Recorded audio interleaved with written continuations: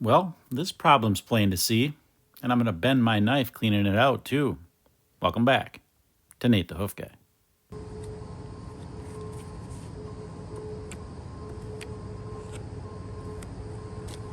Now, even though that defect is pretty obvious right now, these claws are in really pretty good shape.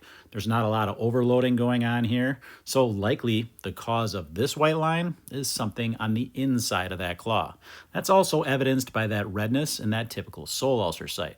Chances are that pedal bone moved a little more than it was supposed to, and that's what caused these problems.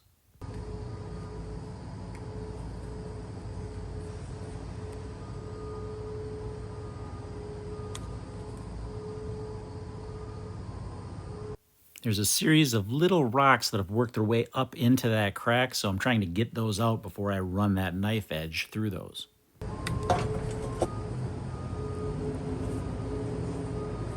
I'm often asked if I ever break one of these knives off or bend them, and right now, I just bent one. I didn't notice it right away. I still make a few more cuts with this knife before I really can see it, or feel it rather, but yes, that's typically what happens. I don't necessarily snap them, but when I try to take a little bit too much off around that outside wall like I did there, that's where I can tweak that blade and bend it a little bit, and then it doesn't perform like it's supposed to. I'm going to notice that here in a minute.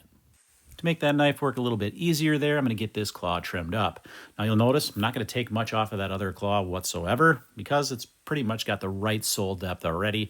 I'm going to be putting a block on that claw because of this problem. So get this trimmed up and we'll get back to work.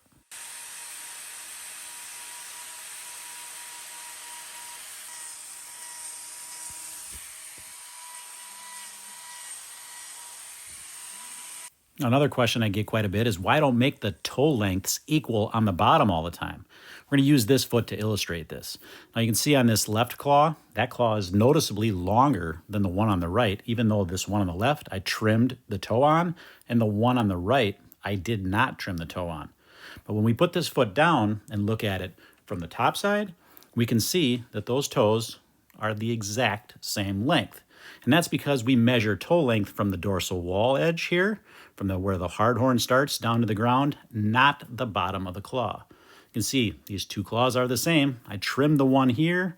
I did not trim anything off of this one. So that's how we do that. So a lot of times when you're looking from the bottom, that's not a good way to judge toe length. You have to do it from the top edge.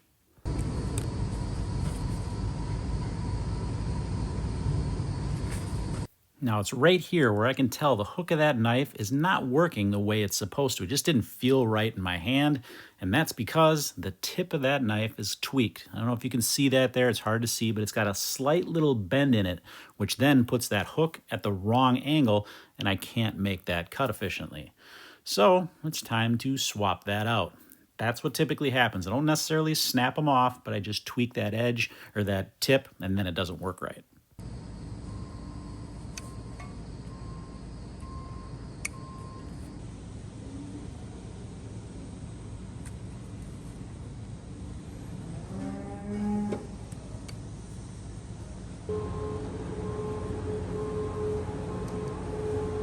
Before I bend another knife, I'm going to take that wall horn down with my grinder. That should make this job a lot easier.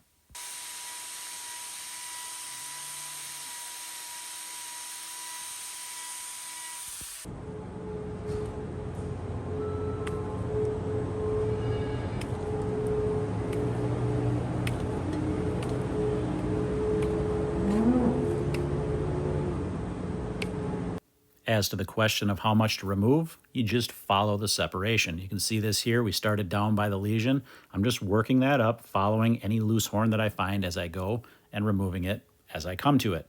Once that terminates, or once we run out of loose horn or an edge there, then I stop, work my way back down and clean up that lesion area. I'm just trying to remove any loose horn. That's the goal here. Nothing more, nothing less.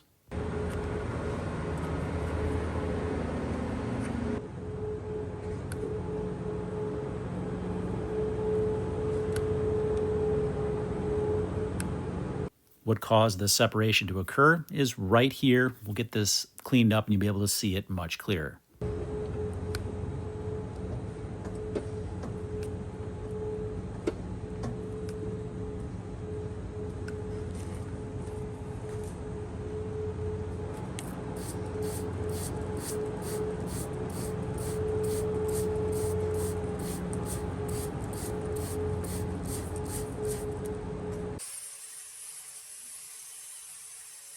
With this pretty well uncovered now, we can get that block in place. And you're going to notice we're using a little bit smaller block on this one because the claw that it goes on is smaller. We'll get a better look at this lesion here. You can see where it started. It's actually starting to collapse on itself or heal in slowly, but now that we've got this removed with the weight off, that's going to heal up much quicker. This area up here, that's just some staining. Once again, nothing to worry about. That is the problem area right there. But like I said, with that getting cleaned up now with that block and that other claw, we're gonna get a wrap on that within a couple days. That will actually fill right in or cover right over with a new layer of hoof horn. And after about a month, that sole will be back to that 1/4 inch thickness that we're looking for. Chlorhexidine spray to kill any of the bacteria, the surface bacteria there. The salicylic acid is going to work into that lesion a little bit and kill any bacteria that might be living on the inside of that, as well as give her a little bit of pain relief. So we're going to get that wrap on, and then we're going to move on to cow number 2.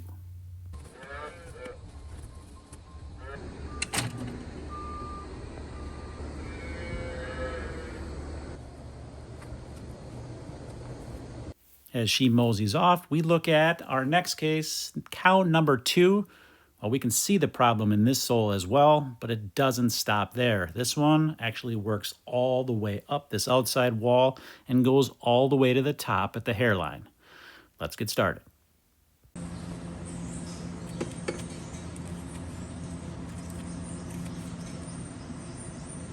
You'll notice with this one, this inside claw is much larger than the outside claw, or the one on the right.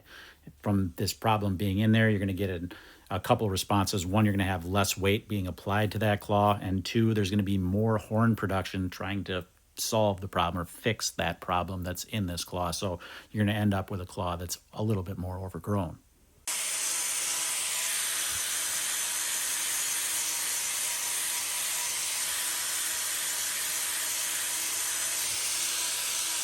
Because I've already identified the problem and I know the track that this is going to take, I'm going to remove that wall horn with my grinder, or most of it anyway, because I know that I'm going to need to take that away with my knife anyway. This is going to make that job easier.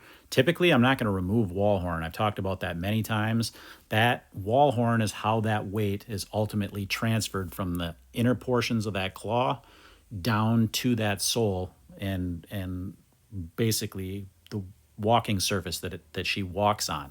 The laminar connections inside that claw take that weight from the pedal bone to that outside wall. It's then transferred to the sole, which makes ground contact. So if I remove part of that there, that structural element or that weight transfer system, that puts more force on the rest of that wall. So I don't do that. In this case, I have to remove it because there's a clear problem inside there.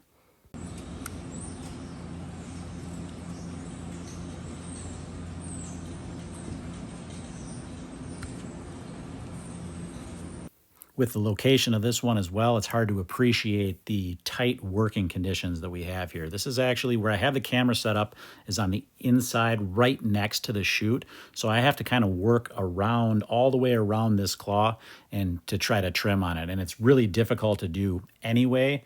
And in this case, I'm trying to give you the best angle I can without blocking the camera. So, but typically I'm going to be all the way working myself all the way around into this corner of the chute to try to get at these. And even then it's still difficult to work on these. That's a problem with chutes that we have cattle, that we put cattle in. No matter what type of chute or how it's set up, there's certain spots that are really difficult to work on these hooves, whether it be in the interdigital space or on these wall horn locations based on the different types of chutes and the way that foot is oriented. So I'm doing the best I can. I'm going to end up blocking a lot of the trimming here with just because I have to get at this lesion. But you should be able to get a pretty good view and see what's happening here and how this lesion tracks.